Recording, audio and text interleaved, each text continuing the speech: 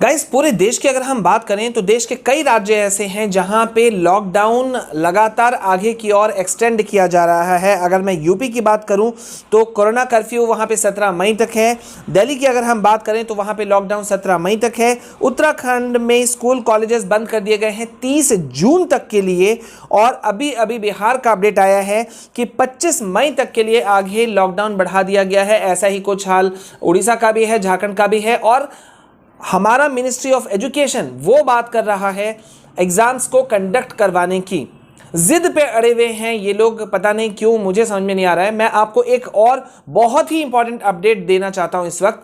ICMR यानी कि Indian council of medical research के जो चीफ हैं डॉक्टर बलराम भार्गव, उनका कहना है कि it's absolutely not safe for the students to go out for any kind of exams.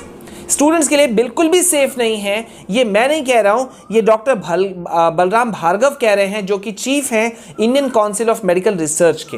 इतने बड़े पोस्ट पे बैठे हुए आदमी अगर बोल रहे हैं तो इट मीन्स कुछ तो मीनिंग होगा। लेकिन मिनिस्ट्री ऑफ एजुकेशन, कह लीजिए डिफरेंट स्टेट बोर्ड्स, कह लीजिए CBSE, सुनने को तैयार नहीं है। अभी भी वो वेट एंड वॉच की नीति पर है। अगर मान लिया जाए, इनका एक बड़ा तर्क है, कई राज्यों का मैंने तर्क सुना और मैं सुन करके हैरान रह गया कि कई राज्य ये तर्क दे रहे हैं, लॉजिक दे रहे हैं कि हो सकता है कि आने वाले कुछ दिनों में जो केसेस हैं वो कुछ घट जाए। केसेस घट जाने का मतलब क्या होता है, मैं इस बात को पूरी तरह से समझ नहीं पाया। अगर केसेस, एक्टिव केसेस मतलब जो पर डे केसेस जो निकल करके आ रहे हैं, अगर वो कुछ कम भी हो जाते हैं, भगवान करे कम हो जाए, तो क्या जो एक्टिव केसेस की संख्या है उसके बारे में कौन क्या कहना चाहता है। और एक्टिव केसेस वैसे मेरे ख्याल से अगर एक भी होता है तो वो भी बहुत ही ज़्यादा खतरनाक है, क्योंकि रिसर्च कहता है कि एक इन्फेक्टेड आदमी 400 से 450 500 आदमी को इन्फेक्ट कर सकता है। तो वाई टू टेक चांसेस, ये एक छोटा सा सेंटेंस मैंने बहुत करोड़ों हजारों बार सुना है कि मौका क्यों लिया जाए, खास तौर पे जब किसी एक बच्चे की जान जो है वो दांव पे लगी हुई है। लेकिन हमारे जो इस तरह जो एडमिन के बड़े बड़े पोस्ट पे बैठे हुए हैं, मिनिस्ट्री ऑफ एजुकेशन के ऑफिशियल्स हैं, एजुकेशन मिनिस्टर हैं, शायद वो सुनने के लिए इस चीज़ को तैयार नहीं है। लॉजिक्स पता नहीं कौन कौन से दिए जा रहे हैं, मुझे नहीं मालूम। लेकिन मैं आपको एक अपडेट देना चाहता हूं। पिछले 24 घंटों की अगर हम बात करें तो 3,62,000 से भी ज़्यादा के केसेस निकल करके आए हैं पूरे देश भर में। पूरे देश भर में 13 स्टेट्स, 13 राज्य ऐसे हैं जहां पर जो केसेस हैं, कोविड के केसेस हैं, वो 1 लाख से भी ज़्यादा है। So how can we expect any kind of exams, वो भी तब जबकि जितने भी जो एक्सपर्ट्स हैं, स्कॉलर्स हैं, एजुकेशनिस्ट हैं, एकेडमियंस हैं, वो सब के सब कह रहे हैं कि क्यों किया जाए। और अगर सबसे बड़ी बात ये, मेरे ख्याल से जब इस तरह का कभी कुछ बात हो तो जो इसके स्टेक होल्डर्स होते हैं, स्टेक होल्डर्स कौन हैं यहाँ पर? स्टेक होल्डर्स मेरे हिसाब से यहाँ पे हैं, सबसे प्राइम चीज़ पर बैठते हैं गार्जियन, पेरेंट्स। तो उनसे राय लेना चाहिए मेरे ख्याल से। अगर उनसे राय लिया जाए तो उनका राय जो निकल के आ रहा है पूरे देश भर में, उनका सीधा सीधा कहना है कि इस बार एग्जाम कैंसिल होना चाहिए 2 रीज़न से। पहला, पैंडेमिक सिचुएशन इस वक्त बहुत ही वर्स्ट कंडीशन पे मौजूद है, बहुत बड़े लेवल पे मौजूद है, कोई लॉजिक नहीं बनता एग्जाम लेने का। दूसरा कि क्लासेस हुए कहाँ हैं, क्या प्रॉपर वे में अगर टीचर्स अभी जो नंबर दे रहे हैं, या स्कूल्स जो मार्क्स दे रहे हैं, या मिनिस्ट्री ऑफ एजुकेशन जो मार्क्स दे रहे हैं, वो मार्क्स दे रहे हैं स्टूडेंट्स को। अगर इसी चीज को उलट दिया जाए कि अगर मिनिस्ट्री ऑफ एजुकेशन या स्कूल्स या टीचर्स ईमानदारी से अपने आप को मार्क्स दें आउट ऑफ 100, तो वो पिछले 1 साल या 14 महीना के ऑनलाइन अपने क्लास को कितना मार्क्स देना चाहेंगे ईमानदारी से? कमेंट सेक्शन में आप लोग मुझे बताओ कि क्या मैंने ये गलत सवाल पूछा है या गलत सवाल कहा है। क्लासेस के नाम पे एक YouTube का किसी को वीडियो को डाल देना क्या एक क्लास को कंप्लीट करने के बराबर है? क्या उसे डाउट क्लियरिंग सेशन कहा जा सकता है?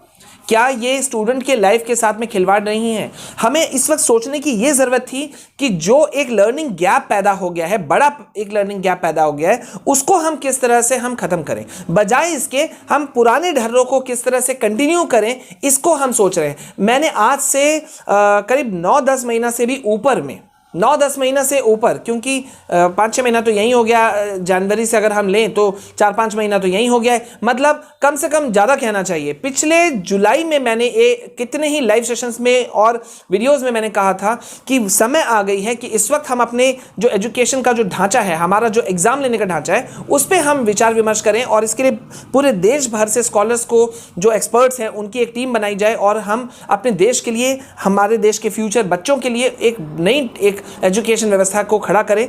रटा रटाए तौर पे हम ना चले। विदेशों में तो होता है, इसलिए तो उन्होंने आसानी से, सिर्फ अगर हम कई अगर हम कंट्रीज की बात करें तो फिर वो मैक्सिको हो या कुवैत हो या कोई और कोई और देश हो, सिर्फ 2000-2500 केसेस में उन्होंने एग्जाम्स कैंसिल कर लिया। क्यों उनको नहीं लगा? क्या उनके यहाँ पर इंजीनियरिंग और मेडिकल जैसे एंट्रेंस एग्जाम्स कंडक्ट नहीं होते हैं? तो वहां पर उन्होंने क्यों इतनी आसानी से डिसीजन ले लिया, जबकि हमारे यहाँ हर स्टेट का अपना एक रूल्स है, अपना एक ढांचा है।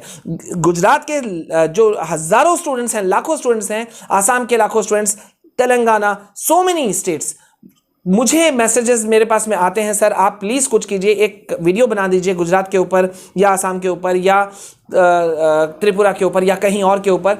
और अगर बच्चे मुझ तक आ सकते हैं तो ये बड़े ताज्जुब की बात है कि जो कंसर्निंग बॉडी है उन तक बच्चे क्यों नहीं पहुंच पाते, या क्यों बच्चे उनको अपनी बातें कन्वे नहीं कर पाते? क्योंकि उनकी कोई सुनता नहीं है। ऑब्वियसली कोई कहाँ जाता है? कोई वहाँ जाता है जहाँ लोग उसकी बातों को इज्जत दें या बातों को समझें। यहाँ एक बड़ा सा चीज़ है कि मैंने पहले भी कई वीडियोस में कहा है कि एग्ज़ाम पोस्टपोनमेंट को लेकर के जो बार बार डिस्कशन किया जा रहा है कि चलो अभी एग्ज़ाम अगर कंडक्ट नहीं हो पाता है तो ऐसा करते हैं कि जून में नहीं एग्ज़ाम लेके जुलाई में लेंगे। किसी ने ये नहीं सोचा कि अगर जुलाई में एग्ज़ाम लेते हैं तो उसका रिजल्ट निकलते निकलते अगस्त हो जाता है। एक एग्ज़ाम का प्रोसेस, मैं खुद एग्ज़ाम के प्रोसेस का एक हिस्सा रहा हूँ, खुद मैं इस चीज़ का एक पार्ट रहा हूँ, तो मुझे मालूम है कि एक एग्ज़ाम का जो प्रोसेस होता है, it takes more than a month. Exam conduct करवाना, कॉपीज़ के इवैल्यूएशन करना, मार्कशीट तैयार करना, रिजल्ट शो करना, मतलब ये एक महीना से भी बहुत बहुत बहुत ऊपर का चीज़ है और एक टायरसम वर्क है, एक थका देने वाला काम है। इस बीच में जो मेंटल ट्रॉमा, जो मेंटल स्ट्रेस से गुजरेंगे ना सिर्फ बच्चे बल्कि उनके पेरेंट्स भी, टीचर्स भी, क्योंकि यहां तो हम टीचर्स के लाइफ को भी खतरे में डालने की बात कर रहे हैं, उन्हें भी हम जबरदस्ती हम बुलाएंगे। कौन कहां इन्फेक्ट हो जाए इसका कोई अता पता नहीं है, लेकिन हम हैं, या कह लीजिए कि मिनिस्ट्री ऑफ एजुकेशन, हमारी जो शिक्षा व्यवस्था है वो ऐसी है कि कुछ सुनने के लिए, सोचने के लिए तैयार नहीं है। अभी गुजरात के बच्चों का बड़ा एक डिसीजन अटका पड़ा हुआ है 15 मई पर। वो बच्चे बार बार कह रहे हैं सर पता नहीं 15 मई को क्या हो जाएगा सर। क्यों ऐसा हम लोगों ने बना के रखा हुआ है? काश इस पे कोई जवाब दे। अगर आप पेरेंट्स, बच्चे या जो भी इस वीडियो को सुन रहे हैं, अगर आपके पास में कोई जवाब है तो बताओ कि क्या हमें इस एजुकेशन सिस्टम को नहीं चेंज करना चाहिए? और कितना हम वेट करें? बच्चे मतलब अपना पढ़ाई लिखाई छोड़ करके क्या ट्विटर पे जा करके सिर्फ हैशटैग को ट्रेंड ही करवाते रह जाए? या उन्हें इस वक्त जो गिवन टाइम है उस पर वो लोग कहाँ से और फोकस कर सके? ये होना चाहिए था कि हम कैसे और अच्छे ढंग से अपने सिस्टम को, हम अपने ऑनलाइन एजुकेशन सिस्टम को हम और कैसे स्ट्रॉन्ग करें। गाइज, इस वक्त एग्जाम कैंसिलेशन को लेकर के ट्विटर पे कई हैशटैग्स ट्रेंड कर रहे हैं और लीडिंग न्यूज़ चैनल्स उसको सपोर्ट में है। देखना यह होगा कि आगे क्या कुछ निकल करके आता है, लेकिन it's a very very very serious issue. देखा जाए क्या होता है, क्या कुछ निकल करके आता है, लेकिन होप फॉर द बेस्ट कि जो निकल करके आए वो बच्चों के हित में हो, पेरेंट्स के हित में हो और सभी के हित में हो।